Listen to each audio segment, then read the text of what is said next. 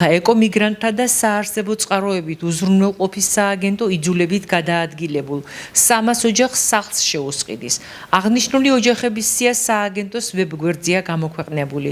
დევნილ ოჯახებს 6 თვიანი ვადა ეძლევათ, რათა სახლები საქართველოს ნებისმიერ რეგიონში თავადვე შეარჩიონ. საცხოვრებლის შესყიდვისთვის გამოყოფილი თანხა ოჯახის სულადობის გათვალისწინებით განისაზღვრება. სოფლად სახლის შესყიდვის პროგრამა 2014 წლიდან დაიწყო და ბოლო წლებში განსაკუთრებული მასშტაბები შეიძინა. ამ პერიოდის განმავლობაში სახელმწიფომ სახლი 13,000-ზე მეტ დევნილ ოჯახს შეუსყიდა. მათ შორის 2,300 ოჯახი მიმდინარე წელს განსახლდა. პროგრამის ფარგლებში იძულებით გადაადგილებული ოჯახების განაცხადები მუდმივ რეჟიმში მიიღება და დევნილი ოჯახების განსახლება მომავალშიც აქტიურ რეჟიმში. მივიღეთ გადაწყვეტილება, რომ კიდევ 300 დევნილ ოჯახს მივცეთ სოფლად სახლი. საკმაოდ აქტიურია ეს პროგრამა. წელს მაქსიმუმზე ვართ ასულები ამ მიმართულებით. 2300 ოჯახს უკვე გაუფორმდა და გადაეცა სახლი სოფლად. მიზანთან დაგვაახლოვებს ჩვენ, რომ ყოველ ოჯახს ჰქონდეს საკუთარი ბინა თუ სახლი. და ამ მიმართულებით იცით, რომ უამრავი პროექტი ამოქმედებულია, საკმაოდ აქტიურად მუშაობს. მორიგი ეტაპი დაასრულა სააგენტომ შესყიდვის პროგრამის ფარგლებში დევნილების საკითხების განხილვის. დღეს გამოქვეყნდა სია იმ 300 დევნილი ოჯახის, რომელსაც შეუსყიდით ამ პროგრამის ფარგლებში საცხოვრებელ სახლებს. ეს საცხოვრებელი სახლები უნდა მოიძიონ დევნილმა ოჯახმა და წარმოადგინონ სააგენტოში და წარმოადგენის შემდეგ სააგენტო იმ ფასის ლიმიტის ფარგლებში, რაც განსაზღვრულია ამ ოჯახებზე კომისიის მიერ, მოახდენს შესყიდვას და ეს საცხოვრებელი სახლი დარეგისტრირდება ჩვენი დევნილი ოჯახების ყველა წევრის კერძო საკუთრებაში. ეს პროგრამა მომავალშიც გაგრძელდება, ერთ-ერთი ყველაზე ეფექტური და ეფექტიანი პროგრამა, რომელსაც სააგენტო ახორციელებს წლების განმავლობაში.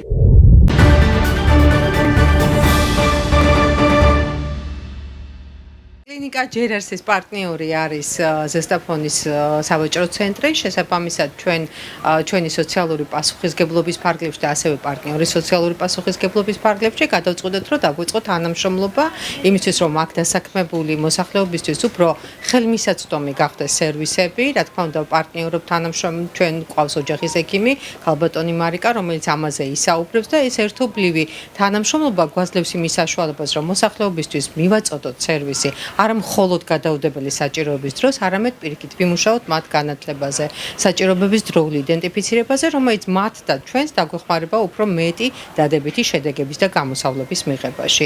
ეს არის ჩვენი ვალდებულება, არა მხოლოდ ასე ვთქვათ, სამედიცინო თვალსაზრისით, არამედ ასევე მოსახლეობასთან უფრო მეტი აქტიურობით საზოგადოებრივი ჯანდაცვის კუთხით ჩართული. სამიზნე ჯგუფი ეს არის ჩვენთან სავაჭრო ცენტრში დასაქმებული ადამიანები და მათი ოჯახის წევრები.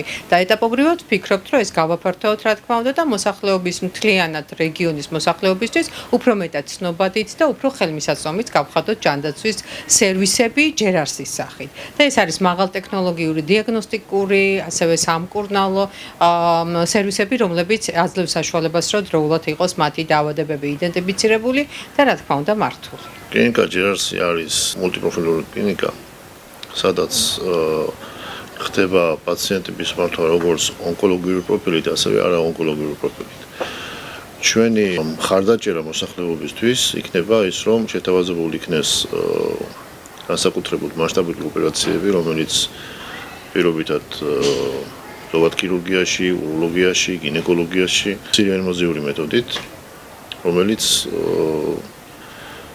დიდ უპირატესობას წარმოადგენს დღევანდელ ქირურგიულ მედიცინაში, რაც გულისხმობს პაციენტის ნაადრევ და სწრაფ რეაბილიტაციას და პოსტოპერაციული პერიოდის ბევრად გამარტოებულ მართვას, ვიდრე ეს ტრადიციული მეთოდით შეიძლება იქნეს წარმოებული ოპერაციული ჩარევა.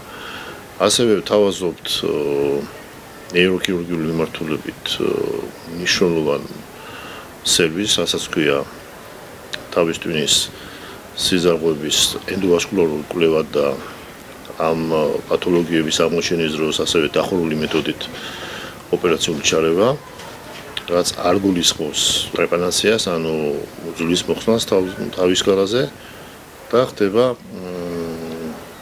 სიზარღვოვანი მიდგომით აღნიშნული პათოლოგიების კორექცია.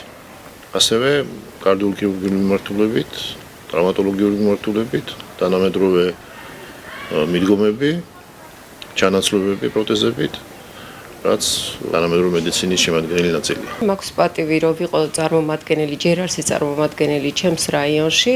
ჩემი მიზანია ჩვენი მოსახლეობის ცნობადობის ამაღლება. გვაქვს ლოიალობის ბარათი, რაც ფინანსური შეღავათების ფარგლებში ხდება და იმედია მოსახლეობა გაეცნობა მას, მიიღებს მას. ჯერ არსის მომსახურების ცენტრი მდებარეობს ქალაქ ზესტაფონში, ახალი ბაზრის ტერიტორიაზე, მეორე სართულზე.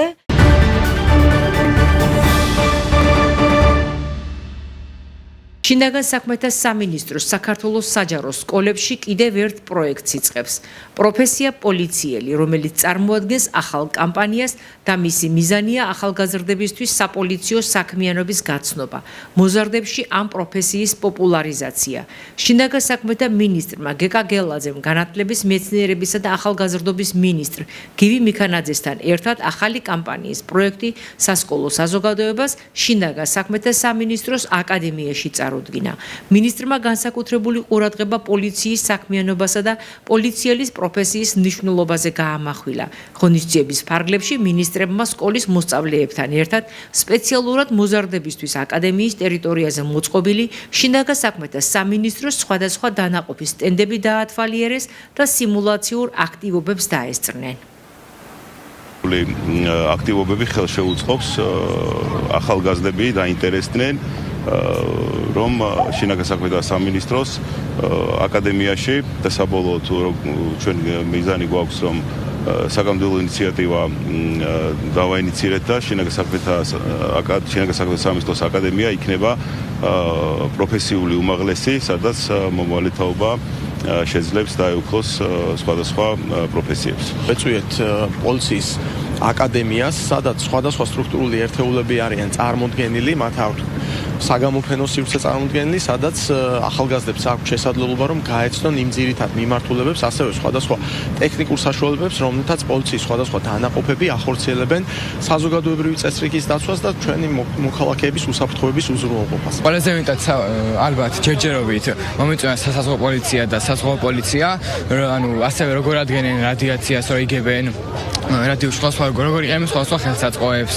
განსაკუთრებული მოწონება გამოიწვია ჩემში 112-ის კუთხემ და საგამოძიებო კუთხემ, სადაც კრიმინალისტმა დეტალურად აგვიხსნა ყველაფერი და ამომწურავ ინფორმაცია მოგვაწოდა, ასევე 112-ის სტენდთან მდგარმა გოგონამაც გაგვაცნო აპლიკაციის მოხმარების წესები.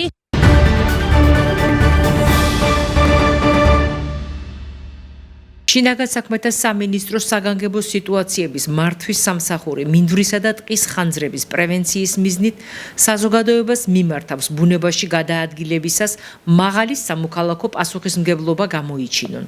მომდევნო კვირის განმავლობაში ნარჩუნდება უნალექო ამინდი. ტყისა და მინდვრის საფარი გამომშრალია, რაც ტყისა და მინდვრის ხანძრების რისკს ზრდის. საგანგებო სიტუაციების მართვის სამსახური მოუწოდებს არ დაანთოთ ცეცხლის სასოფლო სამეურნეო სავარგულებზე, ტყის ან ველის სიახლოვეს და არ დატოვოთ ცეცხლის კერები უყურადღებოდ. წინააღმდეგ შემთხვევაში კანონით გათვალისწინებული შესაბამისი ზომები გატარდება. სამსახური მოსახლეობას მოუწოდებს დაკვამლიანების ან ცეცხლის შემჩნევის შემთხვევაში 112-ს დაურეკონ.